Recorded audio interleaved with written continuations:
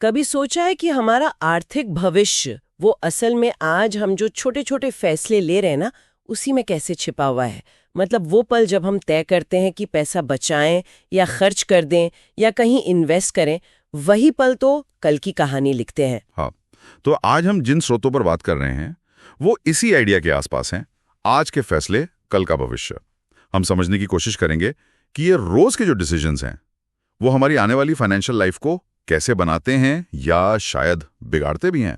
हमारा मकसद सिर्फ वो पुरानी सलाह दोहराना नहीं है, जैसे एफडी करा लो टाइप, बल्कि कुछ नए ताज़े तरीके देखना है जिससे हम सब बेहतर फैसले ले सकें।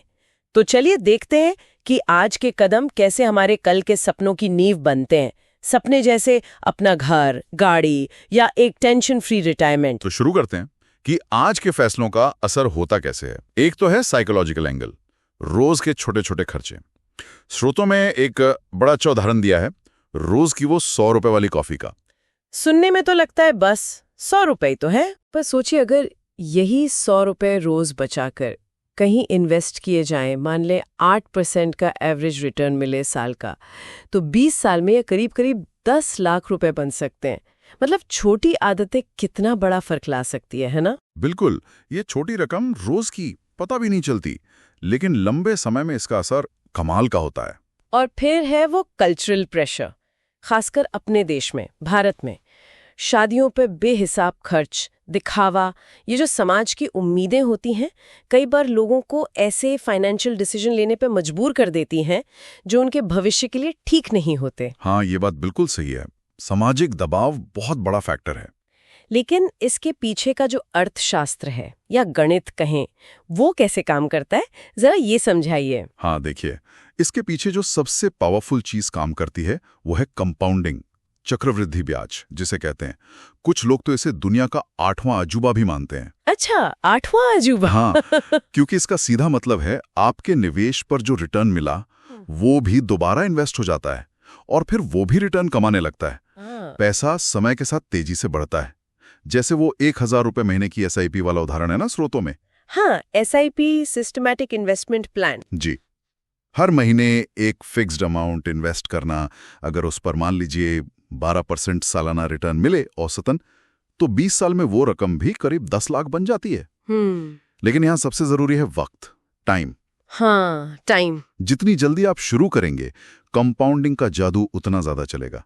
देर की तो ये जादू का बड़ा हिस्सा मिस हो गया समझो। मतलब देरी मतलब नुकसान, सीधा हिसाब। बिल्कुल, और इसी से जुड़ा है फाइनेंशियल डिसिप्लिन, पैसों को लेकर अनुशासन, एक बजट बनाना, फालतू खर्चों पर थोड़ी लगाम लगाना, और सबसे जरूरी कर्ज के जाल से बचना, उधार से। ये आज के वो फैसले हैं जो कल आपको आर्थिक रूप से मजबूत बनाते हैं। और हाँ, एक और बात, अनिश्चितता। लाइफ में कुछ भी हो सकता है। सही बात है। तो एक इमरजेंसी फंड और सही इंश्योरेंस, हेल्थ और लाइफ दोनों, ये वो दूर की सोच वाले फैसले हैं जो कल की मुसीबतों से बचाते हैं। ये बातें तो बहुत जरूरी हैं, पर अक्सर लोग वही पुरानी सलाह सुनते हैं, जैसे वो 50-30-20 रूल है ना। हाँ, 50% जरूरतों पर, 30% चाहतों पर, 20% बचत। हाँ, या फिर बस FD करा लो, ये तो सबने सुना है। लेकिन हमारे स्रोत कुछ 10 बिल्कुल नए हटकर तरीके बता रहे हैं। उनमें से कुछ देखते हैं।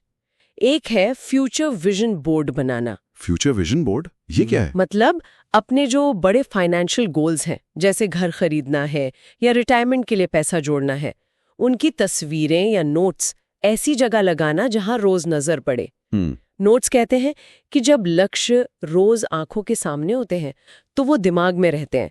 फिर हर बार खर्च करने से पहले एक सवाल आता है मन में कि क्या ये खर्चा मुझे मेरे लक्ष्य के करीब ले जा रहा है या दूर। अच्छा, ये तो एक तरह की साइकोलॉजिकल ट्रिक हुई। हाँ, बिल्कुल। ये सिर्फ एक लिस्ट नहीं है, ये एक एक्टिव रिमाइंडर है जो रोज के छोटे फैसलों को बड़े लक्ष्यों से जोड़ता है। और ये शायद उन इम्पल्सिव खर्चों से बचाता है जो हम कभी कभी जोश में या टेंशन में कर देते हैं। बिल्कुल। और एक और मजेदार तकनीक है डिसीजन पॉज। मतलब कोई भी बड़ा खर्चा करने से पहले या कोई बड़ा निवेश करने से पहले कम से कम 24 घंटे रुकना। 24 घंटे? हाँ, इस दौरान खुद से पूछना, क्या मुझे सच में इसकी जरूरत है? क्या ये मेरे फ्यूचर गोल्स के साथ बैठता है? ये आज की तेज दुनिया में प्रैक्टिकल है। सब कुछ तो इंस्टेंट चाहिए होता है। शायद इसीलिए ये और भी जरूरी है। हाँ, बात तो सही है। वो 24 घंटे का पॉज वो भावनाओं को थोड़ा शांत होने का और लॉजिक को सोचने का मौका देता है। इंस्टेंट ग्रेटिफिकेशन के ज़माने में ये एक तरह का ब्रेक है और ये सीधे सीधे उन गलतियों से बचाता है जो लोग करते हैं, जैसे स्ट्रेस में शॉपिंग कर लेना या बहुत खुश होकर फालतू खर्च कर देना। सही कहा। और फिर एक आइडिया है माइक्रो इन्वेस्टमेंट का। छोटी शुरुआत। माइक्रो इन्वेस्टमेंट मतलब बहुत छोटी रकम से शुरू करना। जैसे सिर्फ 500 रुपए महीने की एसआईपी शुरू कर दी। कई लोग सोचते हैं अरे हमारे पास तो हजारों लाखों नहीं है इन्वेस्ट करने को, तो वो शुरू ही नहीं करते। हाँ, ये बहुत कॉमन प्रॉब्लम है। और ये माइक्रो इन्वेस्टमेंट इसी झिझक को तोड़ता है। ये दिखाता है कि इन्वेस्ट करने के लिए अमीर होना जरूरी नहीं है, डिसिप्लिन्ड होना जरूरी है। वो छोटी रकम भी कंपाउंडिंग की ताकत से वक्त के साथ बड़ी बन सकती है। और सबसे बड़ी बात, निवेश की आदत पड़ती है। बिल्कुल, आदत बनाना ही तो खेल है। अच्छा, स्रोतों में सोशल प्रेशर फिल्टर की भी बात है। Social pressure filter? हाँ, मतलब समाज के दबाव में आकर या दिखावे के लिए खर्च करने से कॉन्शियसली बचना, अपने पैसों के लक्ष्य के लिए ना कहना सीखना। हाँ, ये मुश्किल है पर बहुत जरूरी, ना कहना सीखना। और साथ ही एक डिसीजन जर्नल रखने का सुझाव भी है। मतलब एक डायरी जिसमें अपने जरूरी फाइनेंशियल फैसले लिखे, क्यों लिए, क्या सोचा था और नतीजा क्या निकला। अरे वाह, ये तो बहुत बढ़िया आइडिया है, जर्नल। क्योंकि ये हमें अपनी गलतियों से सीखने में मदद करेगा। अक्सर लोग एक ही गलती बार बार करते हैं। हाँ, स्रोतों के हिसाब से आम गलतियां क्या हैं?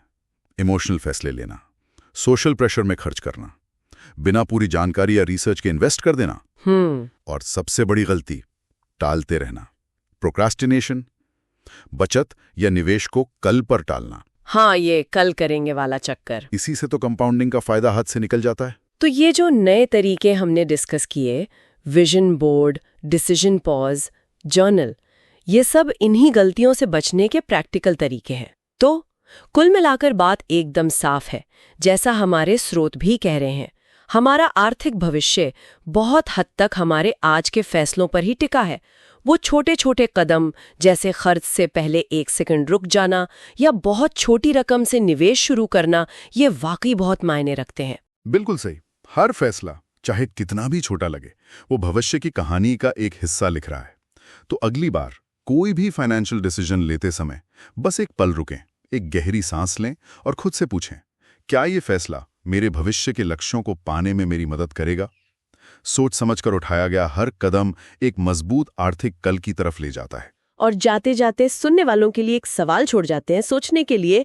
आज ऐसा कौन सा एक छोटा सा ठोस कदम आप उठा सकते हैं, चाहे वो डिसीजन जर्नल शुरू करना हो या पहला 500 रुपए का निवेश करना हो, जो आपके वित्तीय भविष्य की दिशा बदल सकता है। जरा सोचिएगा इस पर।